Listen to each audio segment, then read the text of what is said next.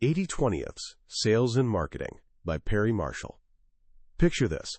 A man walks into a Las Vegas cabaret with a sawed-off shotgun tucked under his jacket. The music's pounding. Smoke and cheap perfume hang thick in the air.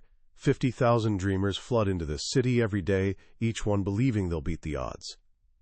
At a corner table sits 17-year-old John with his mentor Rob, a weathered gambler who's teaching the kid how to survive in what locals call lost wages. Rob leans in close, his voice barely cutting through the noise. "Son, here's gambling lesson number 1. You've got to play games you can actually win. Find poker players who aren't as sharp as you. Those folks, we call them marks." Then, Rob does something John will carry with him forever. He pulls the shotgun from his jacket, slides it under the table, and click-clack, racks it with that unmistakable metallic snap. For just a heartbeat, that sound slices through the chaos of the club. A handful of heads whip around instantly, eyes scanning, searching for the source. But most people, they don't even flinch. They're lost in their drinks, their conversations, their delusions. Rob tucks the gun away and leans back. "John, see those people who turned around? Those guys are not marks. Never play poker with them. Your job is to play cards with everybody else." Now, what does a sawed-off shotgun in a Vegas nightclub have to do with your life, your business, your dreams? Everything, actually. It's a secret hiding in plain sight, a natural law that explains why some people grind endlessly for scraps, while others work less and win more. It's the heart of Perry Marshall's game-changing book, 80/20ths, Sales and Marketing. This isn't just another business book gathering dust on your shelf. It's a completely new way of seeing reality. For over a decade, Perry Marshall has been the secret weapon for entrepreneurs trying to crack the code of modern marketing, and this book contains his most powerful insight. By the time we're done here, you won't just understand this principle, you'll see it everywhere.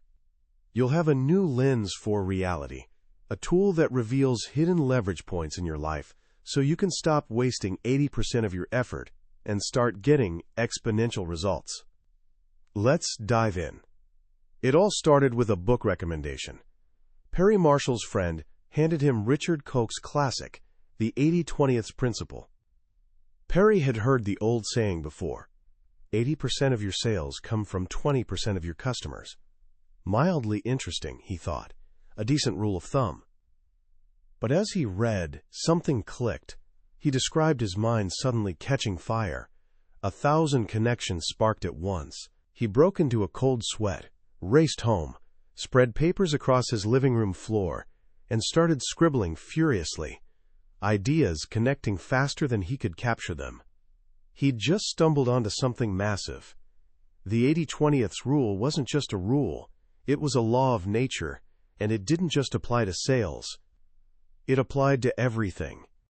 20% of people own 80% of the wealth. You wear 20% of your clothes 80% of the time. 20% of roads carry 80% of traffic. It goes on and on. In any group of things, a tiny fraction drives the vast majority of results, impact, and value. An Italian economist named Vilfredo Pareto first noticed this when 20% of his pea pods produced 80% of his peas. Then he saw the same pattern in Italian land ownership. It's woven into the fabric of the universe itself. But here's what set Perry Marshall's mind ablaze, the part almost everyone misses. The 80/20ths rule is fractal. What does that mean? The pattern repeats itself, inside itself, over and over, infinitely. Think about traffic again.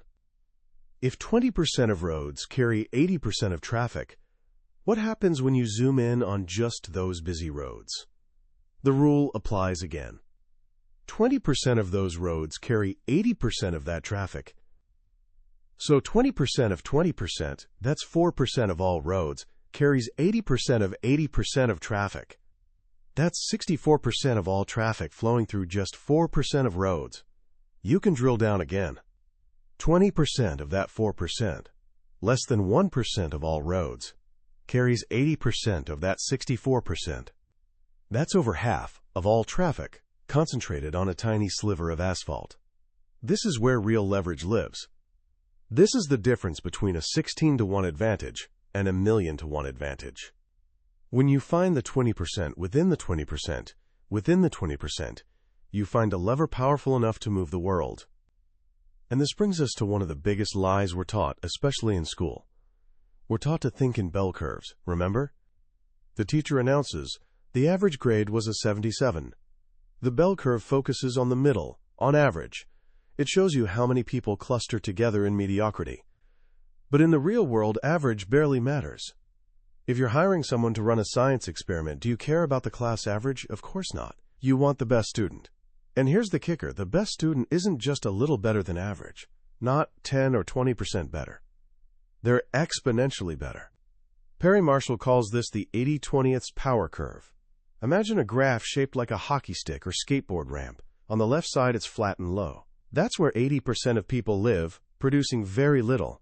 On the right side, the curve shoots up almost vertically. That's the top 20%. And at the very tip, the top 1%, the output becomes astronomical. The power curve shows us that top performers aren't just twice as good. They might be 10, 50, or even 100 times better. A great salesperson doesn't sell 50% more than average. They sell 16 times more. A brilliant programmer doesn't just code twice as fast. They solve problems average programmers can't even see. Your job in life and business is to stop obsessing over average. Your job is to find the right side of that curve in your customers, your marketing, your team, and most importantly, in yourself. So how do you find them? How do you separate the vital few from the trivial many? You rack the shotgun. Remember our Vegas story? That sound, that sharp, metallic click-clack, was a signal. Most people in the room were oblivious. They were the trivial many. But a few, the vital few, recognized it instantly. They were the pros, the people who knew. In sales and marketing, racking the shotgun means sending a calculated signal that most people will ignore, but the right people will respond to. It's a test. It separates the 80% from the 20% faster than anything else. Cold calling is the opposite of this. Cold calling is like trying to play poker with every single person who walks into the casino. It's exhausting, inefficient, and soul-crushing. Perry Marshall tells stories from his early sales days, spending 3/4 of his time just trying to get past gatekeepers, talking to people with zero interest in what he was selling. He nearly had a nervous breakdown. Then he discovered a better way. Instead of pounding phones, he started offering valuable information. A guide, a report, a tool. He was racking the shotgun.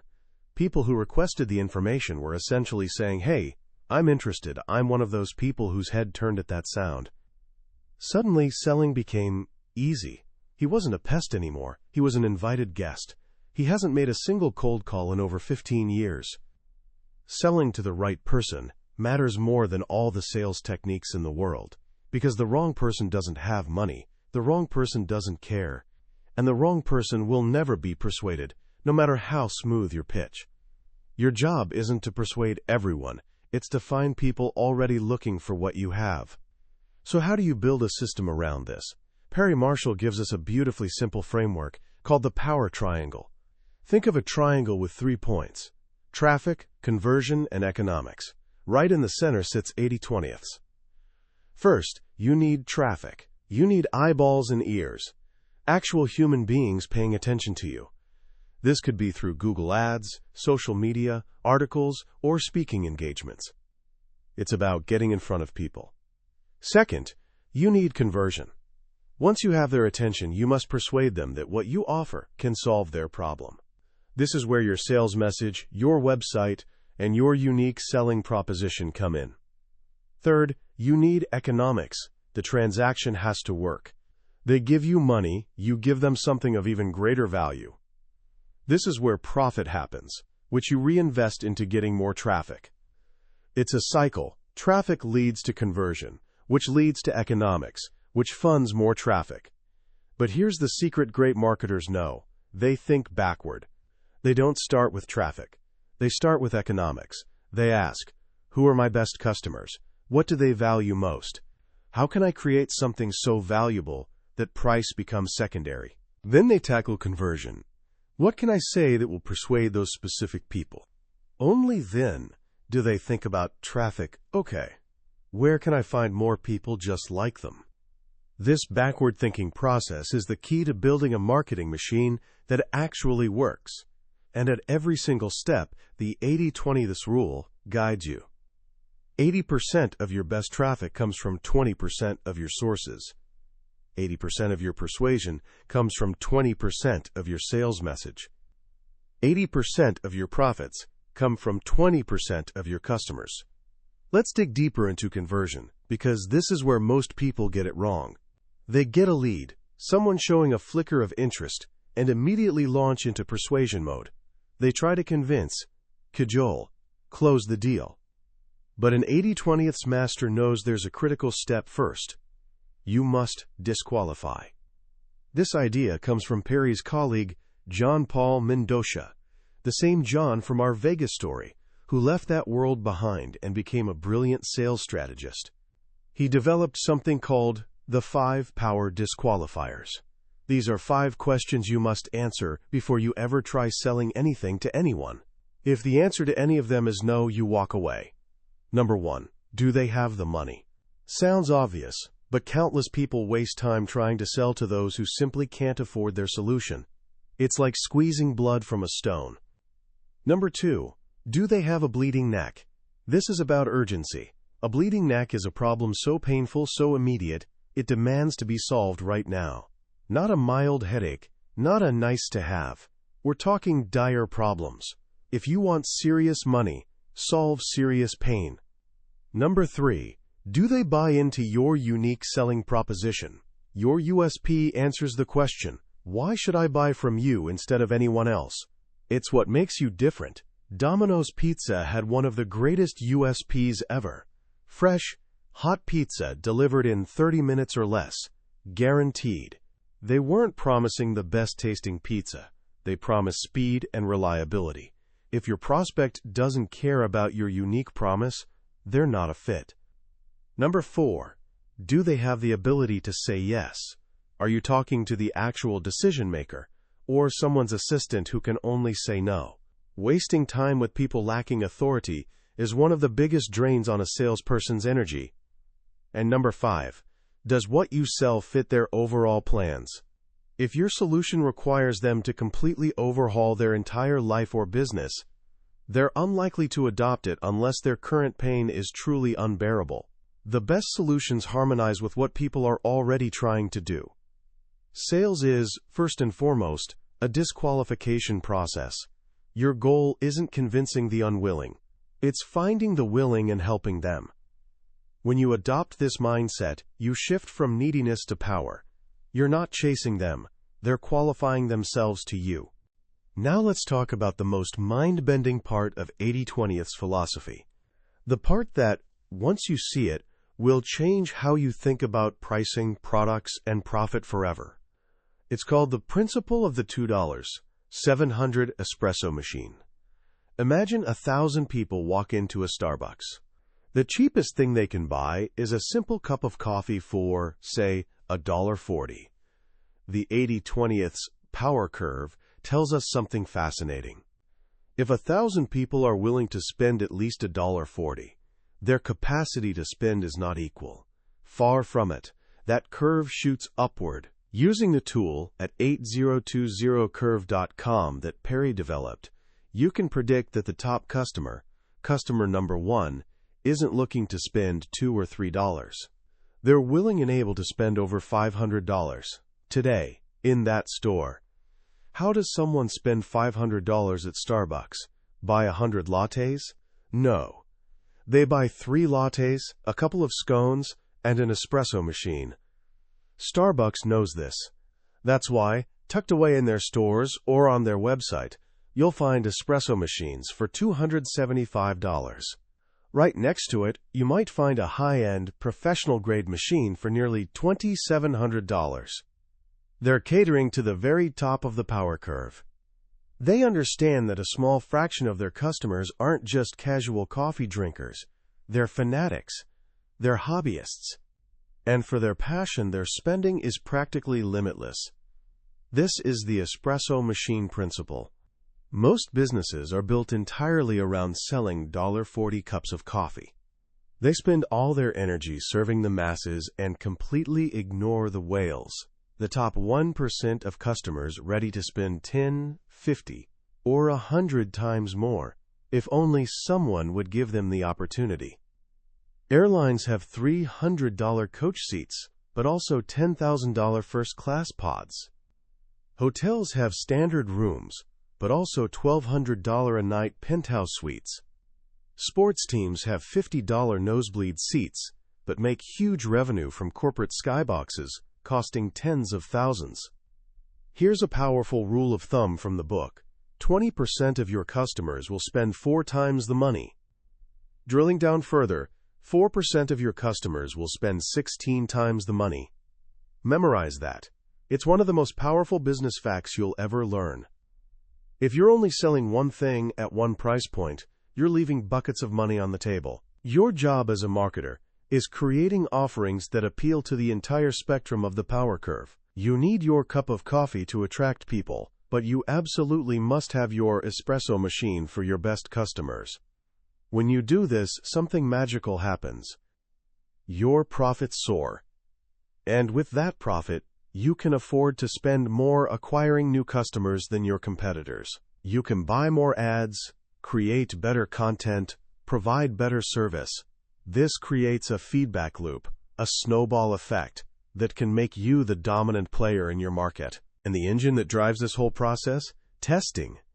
In the old days, testing was hard. You'd mail 2 different sales letters and wait weeks for results. Today, with tools like Google AdWords, you can test ideas in minutes. AdWords is a tester's dream machine. You can run 2 different ads side by side and see which gets more clicks. You can change a single word in a headline and watch the response rate double. Perry Marshall, the world's #1 expert on Google AdWords, says this is the fastest way to learn direct marketing. Your first few $100s on ads isn't a cost. It's the best, cheapest street MBA you can get. But here's where it gets really powerful. You don't just test your ads. You test every step of your sales process. Say you have a 4-step funnel. 1. A Google ad. 2. A landing page offering a free report. 3. A sales page for your product. 4. An order form. If you could just double the effectiveness of each step through testing, get twice as many clicks on your ad, twice as many signups for your report, twice as many visits to your sales page, and twice as many completed orders. What's the total improvement? It's not 8 times better, it's 2 times 2 times 2 times 2. It's a 16-fold improvement. The improvements multiply. They cascade through the system. This is how you go from losing money to making a fortune without changing your product at all. You just scientifically improve your message and process, step by step. Once you have a process that works, a sales funnel that reliably turns visitors into customers at a profit, you're ready to scale up. You're ready for what Perry calls the expanding universe theory of marketing. You start with the most controllable, testable traffic source, usually paid search like Google AdWords. You perfect your system there on a small scale. Once you've cracked the code, you take your winning messages and expand outward. You move to search engine optimization, then other ad platforms like Bing, then email promotions, social media, affiliates who'll promote you, direct mail, and finally mass media like print, radio, and TV. You start at the tiny, hyper-targeted right side of the power curve and systematically work your way to the massive left side. You don't start by trying to get your name out there with branding. That's what causes countless startups to go broke. You start by building a sales machine that works, then pour as much fuel into it as you can find. All these strategies, the power curve, racking the shotgun, the power triangle, disqualification, the espresso machine, testing, are about sales and marketing. But the final, perhaps most important application of the 80/20 principle is on yourself. Think about your time. Just like customers, not all hours in your day are created equal. The power curve applies to your productivity too. In any given day, you do tasks worth maybe $10 an hour, running errands, sorting emails, doing paperwork. You do other tasks worth $100 an hour, solving customer problems, writing good marketing copy. And then there are moments, maybe just a few minutes each day, where you do work worth $1,000 an hour, or even $10,000 an hour. This is breakthrough work. Negotiating a major deal, coming up with a brilliant product idea, crafting a powerful USP. The tragedy is that most people spend the vast majority of their time on $10 an hour tasks. They're so bogged down in the trivial many that they never get to the vital few. Your mission is climbing your own personal power curve. The fastest way? Stop doing $10 an hour work. Delegate it. Outsource it. Hire someone, even for a few hours a week, out of your own pocket if necessary. Free yourself up to focus on high-value work only you can do. And what is that high-value work? It's found at the intersection of what the market values and what you're uniquely gifted to do. Perry encourages every reader to do a unique capability survey. Email 5 friends who know you well and ask, "What do I naturally do better than most people?" Their answers will point you toward your genius zone, your natural USP. Stop trying to be well-rounded. Stop trying to fix your weaknesses. The world doesn't pay for well-rounded, it pays for excellence. And you can only be excellent in areas of your natural gifts. Double down on your strengths, and find other people to handle everything else. This whole philosophy, this relentless focus on the vital few, can feel ruthless, Darwinian even. Firing the bottom 10% of customers. Firing the bottom 10% of employees. Ignoring 80% of everything. And that's why the book ends where it does, with a story that provides crucial balance. Perry tells of a trip he took with his teenage children to Calcutta, India. He wanted them to see the jagged edge of life, to understand their privilege. They visited the red light district with a woman named Smriti, a local hero helping ex-prostitutes learn to sew and escape the sex trade. They saw poverty on a scale they could barely comprehend. They met a 13-year-old girl married to a man decades older, her sugar daddy. It was a world where half the battles were lost for these girls before they were ever born. His daughter turned to him and said, "Dad, I get it. Can we go home now?" This is the other side of 80/20. It's the reason 20% of the world's population lives on less than $1 a day. The 80/20 principle, left unchecked, can be a harsh and unforgiving force. And that's why the final lesson of the book is about generosity. You can't legislate 80/20 away. You can't tax it away or wish it away. It's a law of nature. But you can choose to work against it from the inside. Charity, Perry argues, is turning 80/20 upside down. It's an inside job. It comes from the heart. The opportunity you have, by using the 80/20 principle to become wildly successful, is the opportunity to be generous.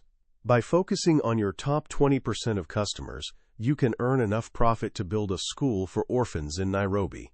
By eliminating the 80% of wasteful activities in your life, you free up time and resources to help those stuck at the bottom of the curve. The goal isn't just dividing the pie differently.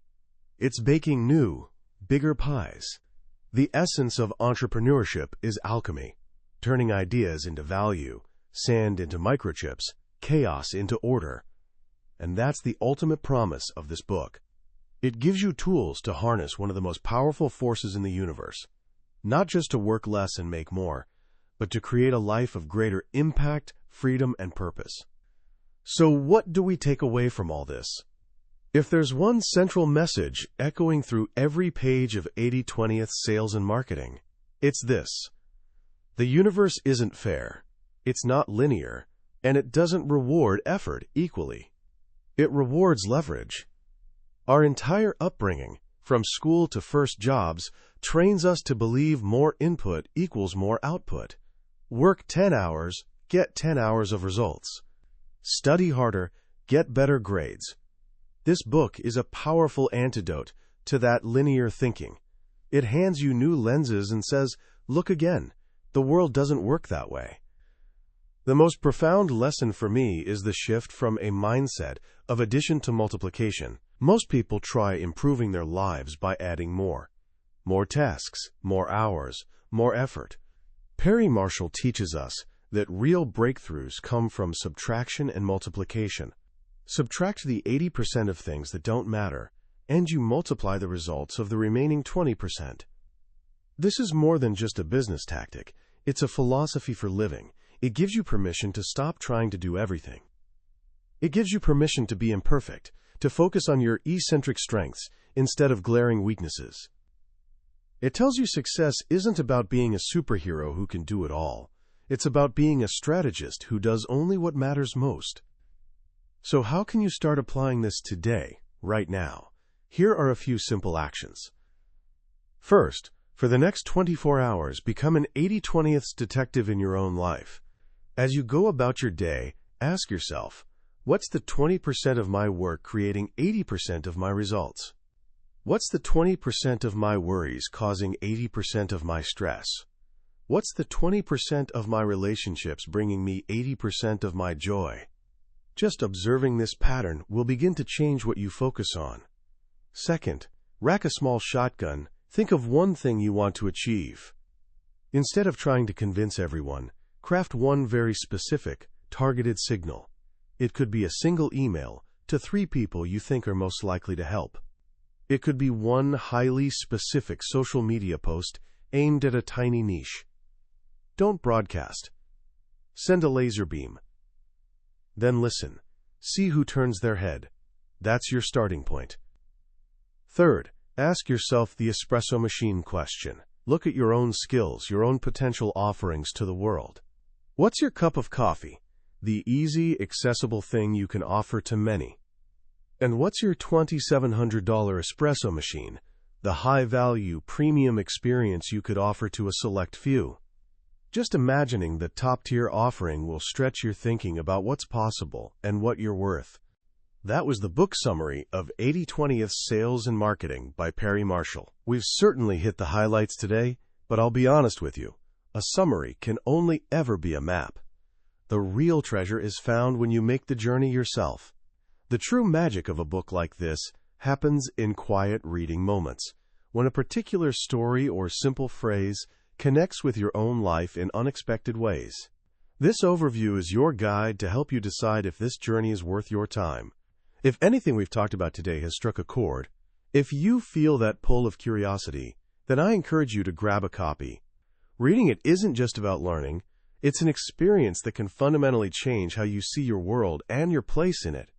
A link to the book is in the description.